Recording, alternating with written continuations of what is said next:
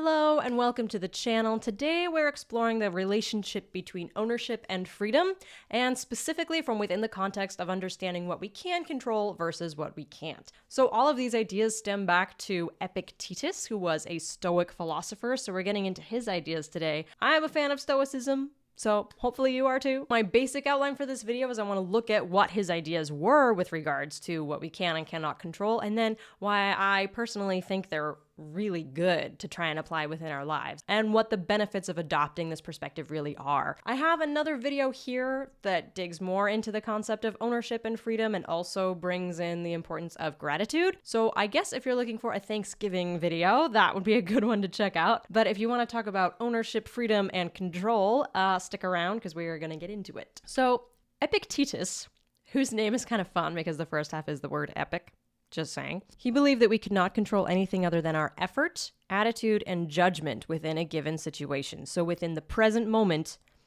we had control over our own effort, attitude, and judgment, and literally nothing else. So he would say we do not have control over the outcome of our career, over our relationships, over our status in society, over how much money we make, over our health. Like ultimately, at the end of the day, if you think about it in a deep sense, none of those things are fully within our control. Off the cuff, like at face value, I think it can sound really defeatist and like, well, what's the point of trying if all of these things are out of my control anyways? Why bother going to work if I can't really control whether or not I make money or whether or not I succeed in my career? Why would I do anything with my life, right? But, and you know, this is sort of the secret to the Stoics, is that actually this way of thinking is very, very empowering. Partly because, first of all, it's just looking at reality as it is. So you could argue that we do have control over our careers because as long as we keep pushing and we keep working and we keep trying, we will eventually break through and we can have the life we want to have. That's something we hear a lot today. And I don't mean to completely discount that way of thinking. It's sort of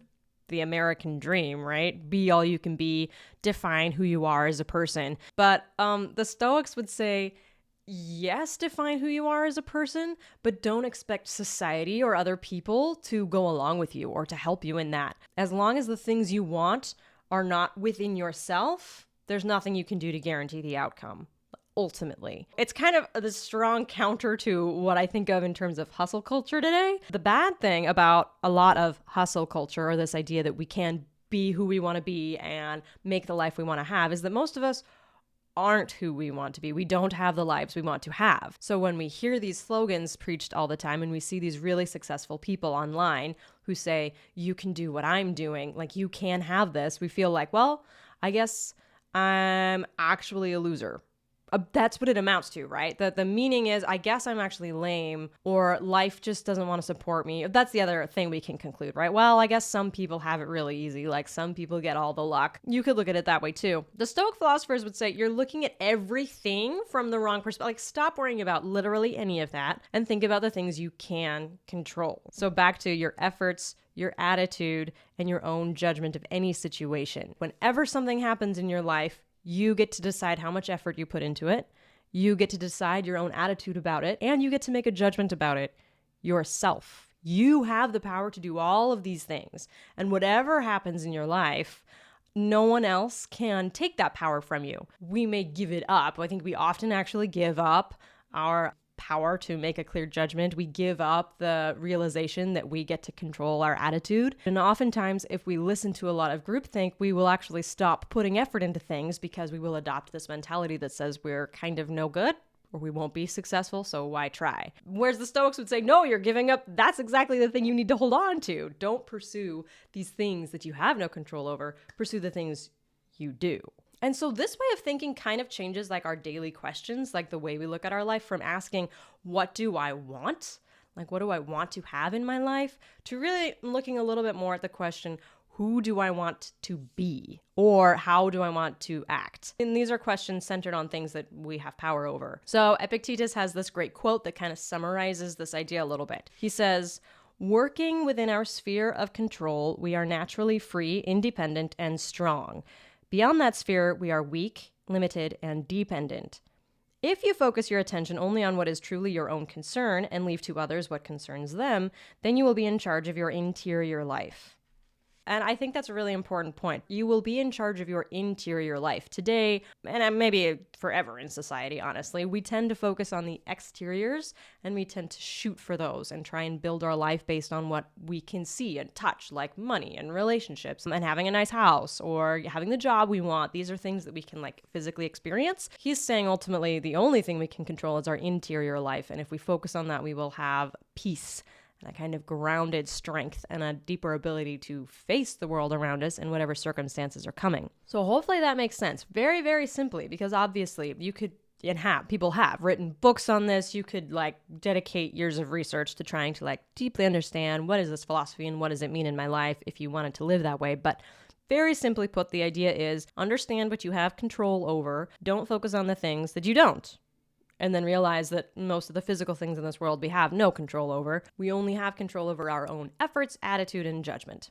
Okay, so why particularly do I believe that this is a valuable philosophy? Like, what does this really have to offer us? So the first reason this is good, that I feel like I kind of already touched on, is the simple fact that it's attached to reality. It involves really looking at what's real. I think it's easy for us in a lot of ways, without realizing it, to kind of stick our head in the sand with regards to how we would handle a certain defeat or failure. So for instance, let's say you have really high career goals and you say, I want to reach this level within the next 5 years or even 10 years. Maybe it's like a big, long goal. You're like, I want to make this much money. I want to work in this office. I want to be on this level. And this is your goal. This is your life goal. Most of us will not take the time, because it's scary, to say, well, what will I do with myself if I fail? Like, what will happen to me if after 10 years of really intense work, this thing that I have planned for and dedicated my life to doesn't come to me? What am I going to do? The Stoics would say, let's take a look at that. What are you going to do? Because your life could fall out beneath you. You might have a midlife crisis, right? Are you actually pinning your hopes on something valuable that's in your control? Is that ultimately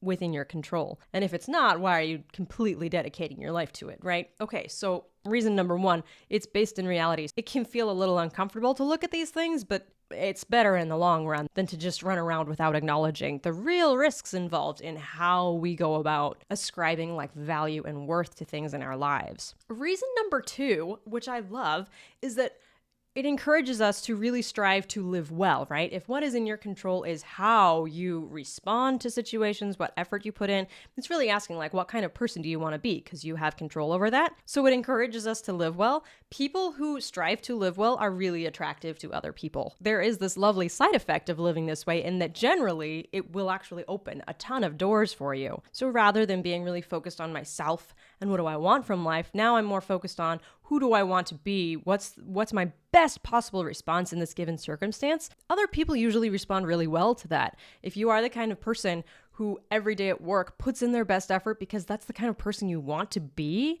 not only because you want this promotion in 10 years, other people are likely to respond to that and you may end up with a huge promotion in 10 years that you didn't pin your hopes on. And then if you don't get that promotion, you're still like grounded and satisfied in yourself because you've been putting in effort that you feel proud of every day. Same thing for relationships. People want to be in relationship with someone who cares about how they treat other people. So if you're really focused on responding sincerely and reaching out in kindness to those around you, because that's the kind of person you want to be, then other people are going to want to be around you and they'll want to be your friend or they'll want to be in a romantic relationship with you. So while on the one hand, it can feel like a really defeatist way to like look at your life, if you actually adopt this way of living and we prioritize becoming the kind of person we want to be over achieving or receiving things that we want to have in the world, it tends to do a little bit of both, if that makes sense. Another thing about this, just a side note in terms of relationships, it also encourages us to put up really healthy boundaries. It helps us very naturally to live our relationships a little more healthfully because we aren't secretly like at the bottom relating to people only to get things from them. Like that's not our ultimate goal. So we're a little more free in our relationship with them and we're a little more free to to let people go if they don't respect us. Which brings me to point 3, which is that this way of thinking and living connects us to a deep inner strength that will carry us through like the tragedies and the really hard moments of life. If we live our lives in a way that we are constantly developing a stronger sense of who we are and what we believe and how we want to live, we will be able to endure sadness and difficulty with grace and strength. I've used this example in a video before because I love it and it's so striking, but Viktor Frankl, if you haven't heard of him, was a writer and a philosopher who lived through the Nazi concentration camps. And these are ideas that he really honed and practiced and discovered during his time there because he was living through such a horrible experience. And he noticed that some people bore it well and most people did not.